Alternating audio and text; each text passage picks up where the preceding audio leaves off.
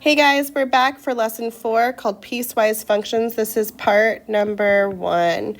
All right, so piecewise functions are functions defined by different formulas at different intervals of x for the independent variable.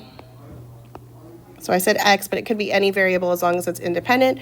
And standard notation is given that f of x is formula 1 if the first domain is given, or the second formula if the second domain that's given, and then the third formula if the third domain is given. So let me give you an example of some piecewise functions. So for example, absolute value of x is a piecewise function because on one side of the function, it just looks like the linear equation of x if f of x, or excuse me, if x is greater than or equal to 0. So that's our first domain. Secondly, it looks like negative x if x is less than or equal to 0. So here's what that looks like. So positive x if x is 0. So if I plugged in 0 for x, I'd get 0. If I plug in 1 for x, I get 1, 2, and so on. So we know it looks like this.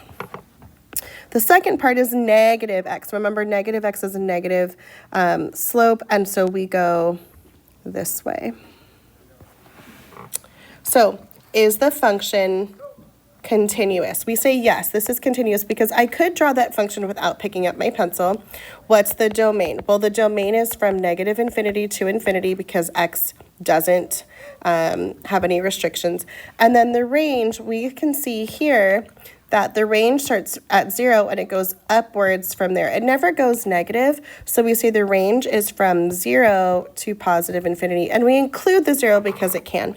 Where is the function increasing? Well, we see that it's increasing here, going to the right, and where is it decreasing? It's decreasing here. So how do we say that? So we say the function is increasing on the interval while x is 0 to infinity. Remember, those increasing, decreasing functions are always parentheses, and decreasing is going from negative infinity to 0. All right, let's talk about the ceiling function. This is kind of new for you, so you've probably never seen this before, where we see this little piece of x and it kind of has most of a bracket, but it's only got the top part. This is not a typo, okay? This is called the ceiling function, and it means when x is the greatest integer, which is greater than or equal to x. Okay, so for example, let's say you've got this number line. Here's 1, here's 1.5, and here's 2. When we're talking about the ceiling function, if you hit a value like 1.5, the ceiling it always goes up to the next whole number. Same thing like if I had 1.2, that would also go up to the next whole number. If I had 1.9, it would go up to the next whole number. So we call this the ceiling function because it goes up. So when I look at this, if I want to graph the values from -3 on, at -3, that's here, we go down. So -3 we would round down to -3, okay? But as soon as I go up to -3 or -2.9999, it's going to round to the next highest one. So we're going to do an open circle here, and then it's got a closed circle there. So we have this step, and everything is rounded up.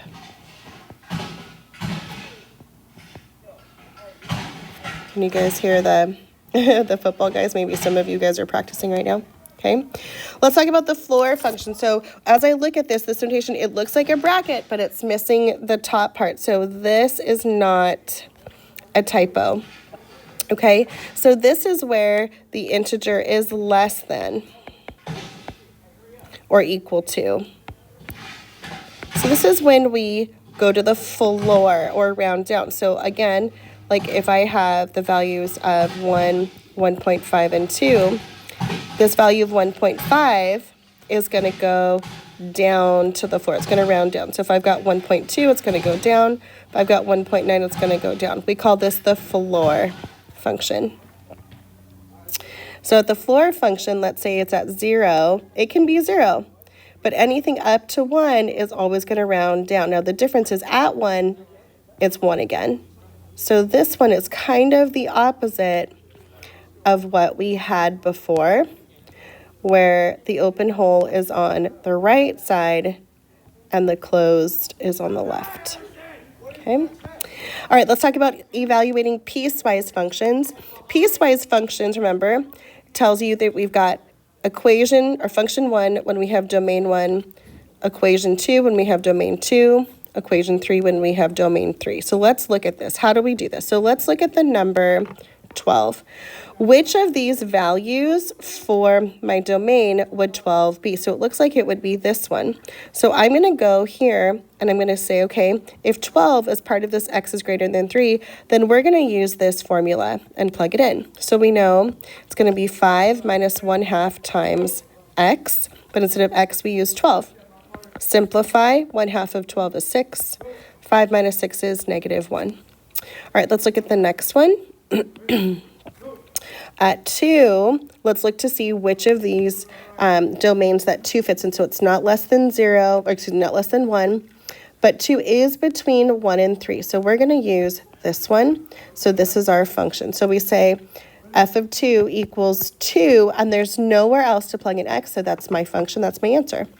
Let's look at the next one. So at -5, let's see which of these graphs would be -5. So -5 is less than 1.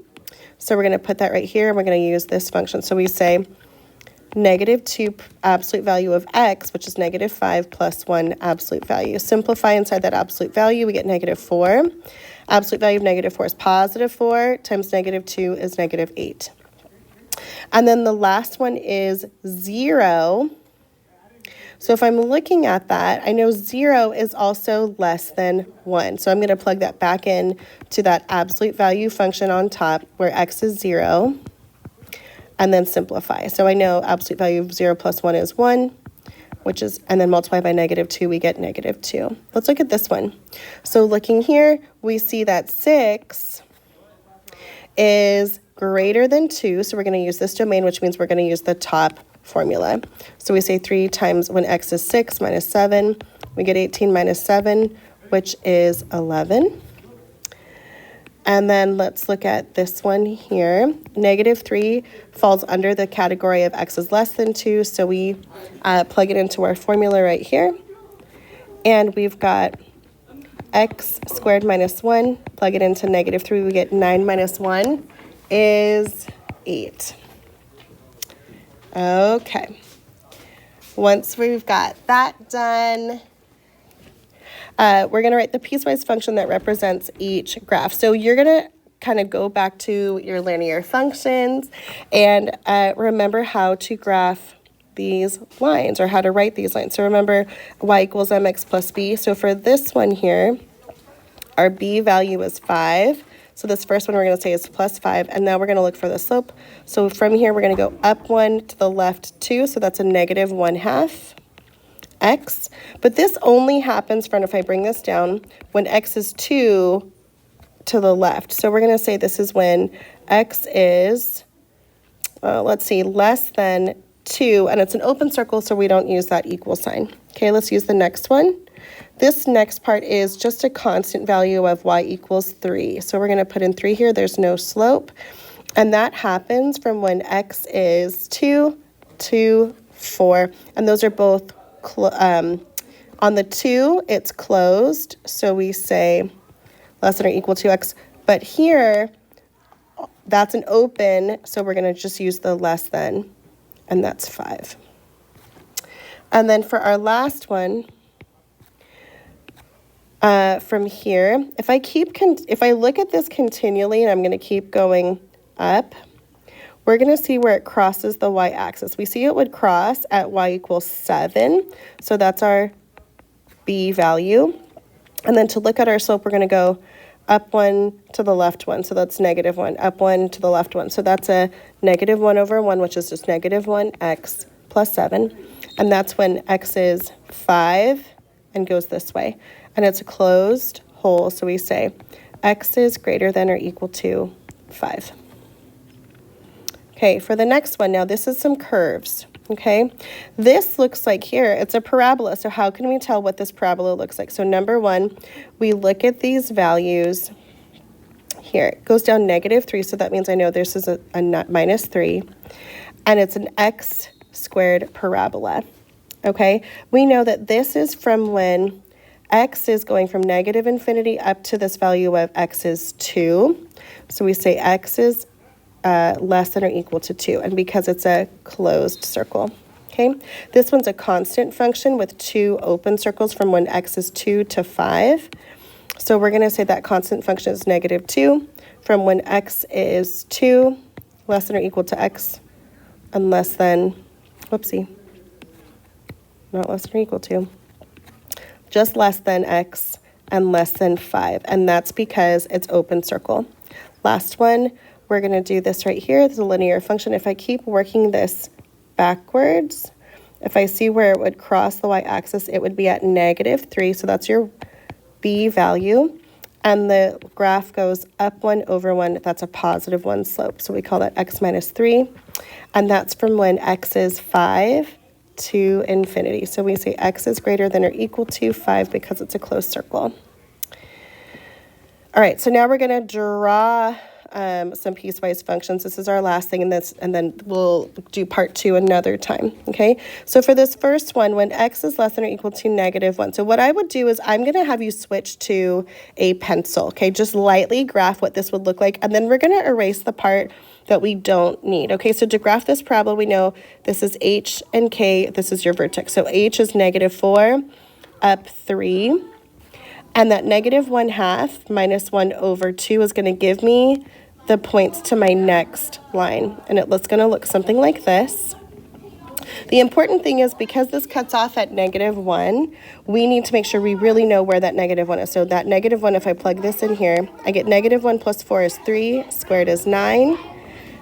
Negative 1/2 of 9 is negative 4.5 plus 3 is 1.5. So when f of negative 1 equals, what did I say?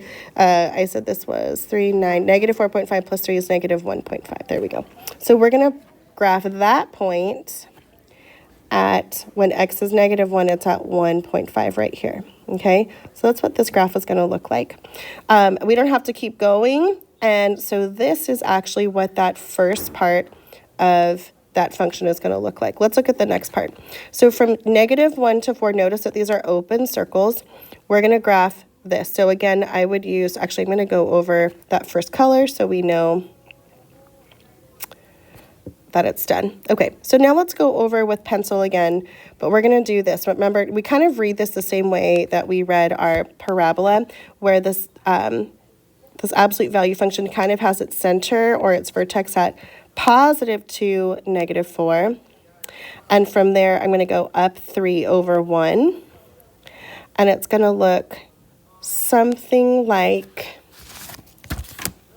it's going to be like a really severe V. And that's from when x is negative 1. So we're going to keep going all the way to when x is negative 1 like this.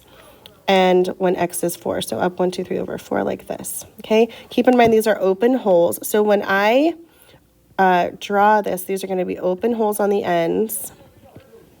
And again, that's because it's less than and less than.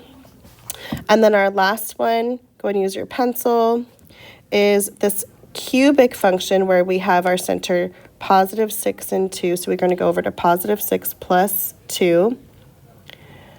And we're going to use this. There's like a 1 in front here, so I know the curve of that cubic function, and you can use your graphing calculator if you want. It looks something like this, okay?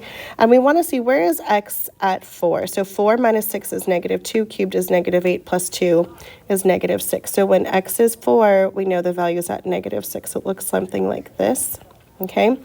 It's a closed hole because of equal to, so we would say like this. Closed, and it goes up from there. So this is our piecewise function for those 3 specified domains and functions. All right, next time it'll be part 2, but